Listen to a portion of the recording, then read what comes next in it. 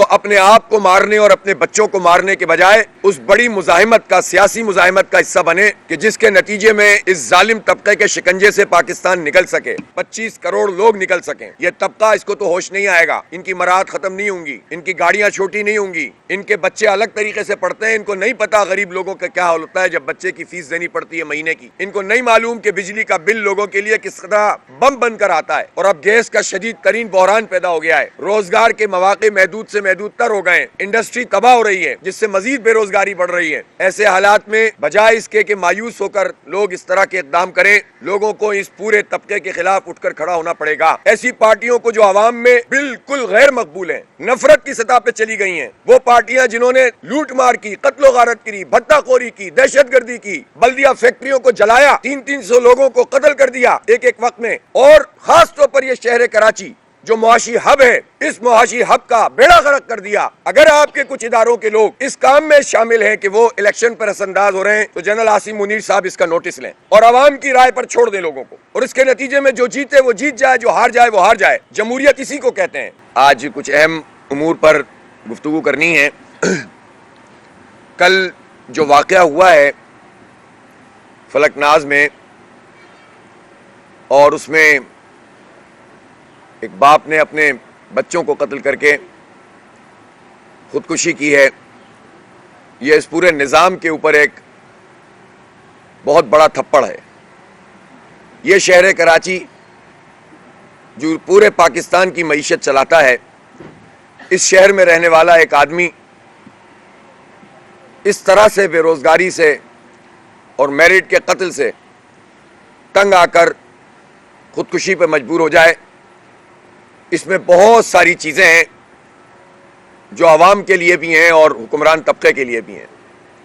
وہ حکمران طبقہ جو 76 سال سے اس ملک پر مسلط ہے، وہ لوگوں کو روزگار نہیں دے رہا، ملازمتوں کی بندرباٹ ہے، جن لوگوں نے بڑے بڑے دعوے کیے، قتل و غارت گری کی، کوٹا سسٹم نافذ ہے، اس کے نتیجے میں پہلے ہی روزگار محدود ہو جاتا ہے، اور پھر یہ سارے لوگ مل کر، پورا اشرافیہ مل کر، پورے طاقتور لوگ مل کر، یہ پوری بیوروکریسی، یہ وڈیرے جاگیردار، یہ نام نہاد جمہوری لوگ، جن کی پارٹیوں میں جمہوریت نہیں، جن کے مزاج میں جمہوریت نہیں، یہ پورے آمریت کو پروان چڑھانے والے ایسا ہی معاشرہ تشکیل دے رہے ہیں۔ ہم اس موقع پر عوام سے یہ ضرور کہیں گے کہ جو حالات اس وقت ہیں، معاشی حالات، جو آئی ایم ایف اور ورلڈ بینک کے غلام، جو امریکی ایجنٹ ہم پر مسلط ہیں، انہوں نے ہم سے بنیادی سہولتیں چھینی ہیں، تو اپنے آپ کو مارنے اور اپنے بچوں کو مارنے کے بجائے اس بڑی مزاحمت کا، سیاسی مزاحمت کا حصہ بنے کہ جس کے نتیجے میں اس ظالم طبقے کے شکنجے سے پاکستان نکل سکے، 25 کروڑ لوگ نکل سکیں۔ یہ طبقہ، اس کو تو ہوش نہیں آئے گا، ان کی مراحت ختم نہیں ہوں گی، ان کی گاڑیاں چھوٹی نہیں ہوں گی، ان کے بچے الگ طریقے سے پڑھتے ہیں، ان کو نہیں پتا غریب لوگوں کا کیا حال ہوتا ہے جب بچے کی فیس دینی پڑتی ہے مہینے کی، ان کو نہیں معلوم کہ بجلی کا بل لوگوں کے لیے کس طرح بم بن کر آتا ہے، اور اب گیس کا شدید ترین بحران پیدا ہو گیا ہے، روزگار کے مواقع محدود سے محدود تر ہو گئے ہیں، انڈسٹری تباہ ہو رہی ہے جس سے مزید بے روزگاری بڑھ رہی ہے۔ ایسے حالات میں بجائے اس کے کہ مایوس ہو کر لوگ اس طرح کے اقدام کریں، لوگوں کو اس پورے طبقے کے خلاف اٹھ کر کھڑا ہونا پڑے گا اور ان کو اپنے سروں سے ہٹانا پڑے گا۔ اس کا ایک راستہ تو یہ ہے کہ آنے والے انتخاب میں اپنی رائے کو بالکل واضح طور پر ان سارے چوروں، ڈاکوؤں، لٹیروں کے خلاف استعمال کریں، اور اپنے آپ کو مارنے کے بجائے ووٹ ڈالیں اور ووٹ پہ ڈٹ جائیں اور ان ساری مافیاز کو شکست دے دیں۔ یہ لولی لنگڑی جمہوریت، یہ اندھی بہری جمہوریت، یہ جیسی بھی ہے، یہی راستہ ہے، اس کے نتیجے میں ہم ان سب لوگوں کو کارنر کر سکتے ہیں، چونکہ کوئی دوسرا راستہ کامیابی کا راستہ نہیں ہے۔ مسئلہ یہاں فتوے کا نہیں ہے کہ ہم بتائیں کہ خودکشی حلال ہے کہ حرام ہے، تو ہے ہی حرام، لیکن اس حرام پر کب آدمی مجبور ہوتا ہے کہ اپنی جان سے بھی چلا، جب وہ مایوسیوں کی عطا گہرائیوں میں چلا جاتا ہے، جب اس کو کوئی امید نظر نہیں آتی. اور دوسرا پہلو اس کا یہ ہے کہ اس کا ایمان وہ بجائے اس کے کہ اس کو ظلم کے خلاف آواز اٹھانے کے لیے تیار کرے، وہ مایوس ہو جاتا ہے کہ کوئی میرا پوچھنے والا نہیں ہے. اس لیے لوگوں میں اس ایمانی جذبے کو بڑھانے کی ضرورت ہے اور ایمان کے اس پہلو کو بتانے کی ضرورت ہے کہ ہمارا ایمان یہ ہے کہ اللہ تعالیٰ اس کی رحمت سے مایوس نہیں ہونا چاہیے، لیکن اللہ کا حکم ہے کہ مزاحمت کرنی چاہیے. بہرحال کراچی میں جو کچھ ہو رہا ہے اس وقت، اس کے ذمہ دار وہ سارے لوگ ہیں جو اس پورے نظام پر مسلط ہیں، اور ان کے پارٹنرز جو تیاری کیے بیٹھے ہوتے ہیں ہر الیکشن سے پہلے. کوئی بتا رہا ہوتا ہے ہماری 18 سیٹوں کی بات ہو گئی ہے، کوئی کہہ رہا ہوتا ہے ہماری 13 سیٹوں کی بات ہو گئی ہے، کوئی اپنے جلسوں میں کامیابی کا اعلان کر دیتا ہے، اور جب پبلک اوپینین کے پول آتے ہیں تو پتہ چلتا ہے کہ وہ پارٹی تو 1% پہ کھڑی ہوئی ہے. یہ سارے رائے عامہ کے سروے تمام اداروں کے پاس پہنچ گئے ہیں میری معلومات کے مطابق،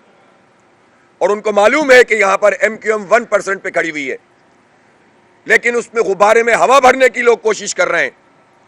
اور اس میں موقع پر پاکستان کی افواج پاکستان جو ہماری سرحدوں کے تحفظ کی ضامن ہے، افواج پاکستان جن کی ذمہ داری ہمیں تحفظ فراہم کرنا ہے، اور ملک پر جب بھی کوئی برا وقت آتا ہے تو پوری قوم جا کر فوج کے ساتھ کھڑی ہوتی ہے جب دفاع کا معاملہ آتا ہے. یہ جو عوام اور فوج کا بونڈ ہے یہ اس وقت ٹوٹتا ہے جب بعض عناصر بعض پارٹیوں کو بڑا اور بعض کو چھوٹا کرنے میں شامل ہو جاتے ہیں. میری آرمی چیف صاحب جنرل سید عاصم منیر صاحب سے یہ اپیل بھی ہے، مطالبہ بھی ہے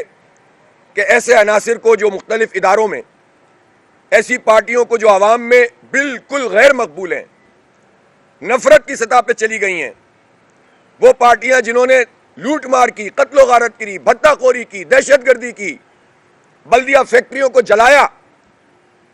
300 لوگوں کو قتل کر دیا ایک ایک وقت میں، اور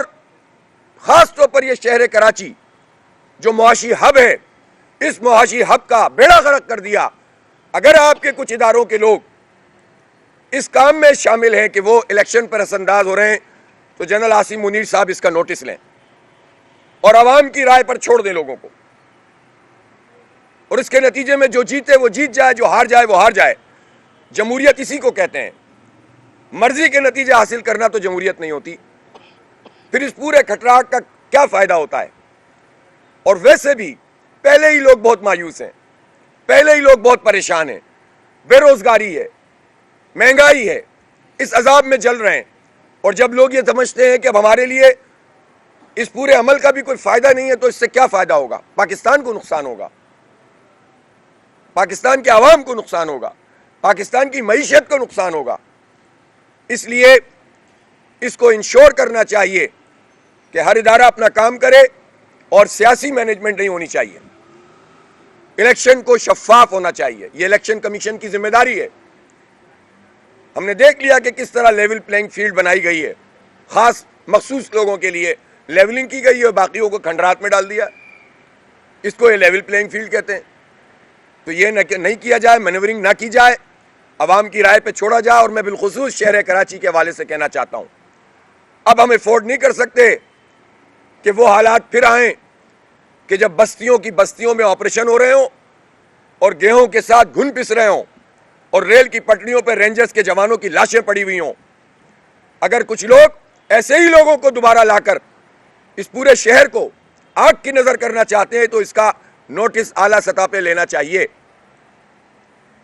جماعت اسلامی محب وطن، محب عوام، دیانتدار، الحمدللہ میں فرشتے نہیں لیکن باکردار لوگوں کی جماعت ہے، اور ہماری کوشش یہ ہوتی ہے کہ اس خراب ترین حالات میں بھی اپنے لوگوں کی تربیت اس طرح کریں کہ وہ ملک دوست ہوں، وہ پاکستان میں بدامنی کسی صورت قبول نہ کریں، وہ کنٹریبیوشن کریں، وہ امت کے تصور کے ساتھ جڑے ہوئے ہوں، وہ عوام دوست ہوں، وہ لوگوں کی خدمت کے جذبے سے معمور ہوں. اور الحمدللہ جماعت اسلامی نے 76 سال میں پاکستان میں یہ کر کے دکھایا ہے. ہمیں ذرا سا بھی اختیار ملتا ہے تو ہم اس سے زیادہ کام کرتے ہیں، خدمت کرتے ہیں، آپ ہسٹری کراچی شہر کی اٹھا کر دیکھ لیجئے. عبدالستار افغانی, نعمت اللہ خان, یہ تو 2 میئر تھے. ان کے ساتھ تو پوری سینکڑوں لوگوں کی ایک ٹیم تھی. 1800 کونسلر تھے نعمت اللہ خان صاحب کے ساتھ جو جیتے تھے. کسی ایک پر بھی الحمدللہ کرپشن کا کوئی داغ نہیں ہے. کوئی ہے ایسی پارٹی جو سامنے آئے اور ذمہ داری سے کام کرتے ہیں. ابھی اختیارات نہیں ہیں. Water and sewerage corporation towns کے ماتحت نہیں ہے. Sindh solid waste management town کے ماتحت نہیں ہے.